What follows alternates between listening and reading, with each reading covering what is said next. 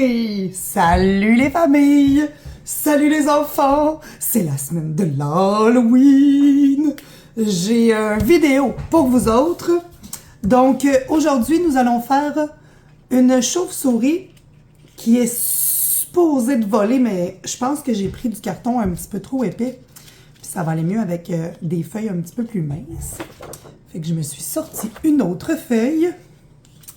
Et on va apprendre, voyez-vous, à part à voler toute seule, on va apprendre à faire une chauve-souris en origami.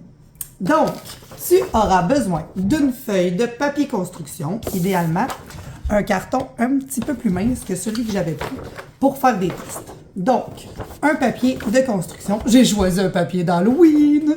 On va aller découper un rectangle et l'important, c'est que ce soit un rectangle. Donc, la longueur du rectangle n'a pas d'importance. Ce sera la longueur des ailes de ta petite chauve-souris. Donc, j'ai plié pour être certaine que ce soit bien un rectangle le plus parfait possible. S'il n'est pas parfait, c'est correct. Première étape, on découpe notre rectangle.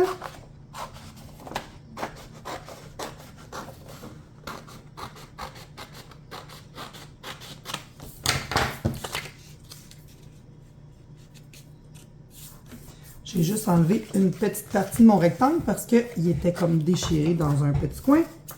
Donc, mon rectangle est fait.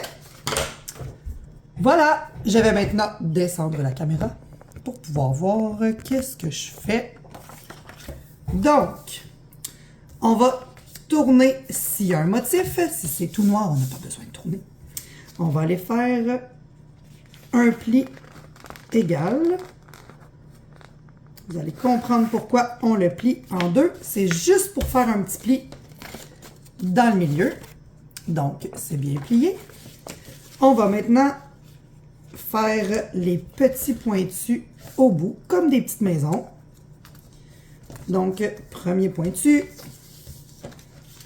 Deuxième pointu. Et voilà.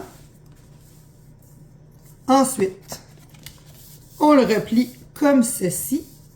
Et là, on va aller le replier encore, mais juste au centre.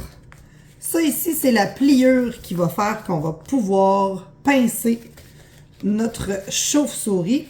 Donc, on ouvre le pli comme ceci. Et là, on va aller retourner ici. Plier les petites ailes de notre chauve-souris en haut. Donc, comme ceci. Un coup que les ailes sont pliées comme ceci, on va aller rechercher le pli qu'on a fait. Donc, comme ça, on va aller peser ici pour avoir notre petit pli.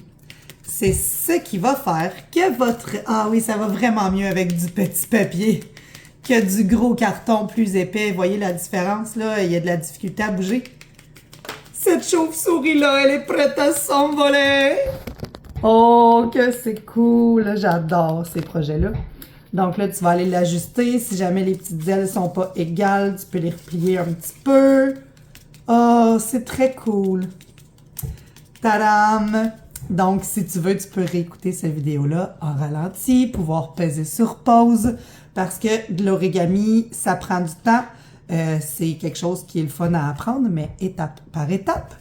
Puis, c'est pour ça que je vous ai fait une vidéo au lieu de vous faire un atelier live. Tadam! Votre petite chauve-souris d'Halloween est prête. C'est tellement cool, les enfants adorent ce genre de projet-là. Je sais que les plus petits vont peut-être avoir besoin d'aide, mais c'était un origami quand même assez simple à faire.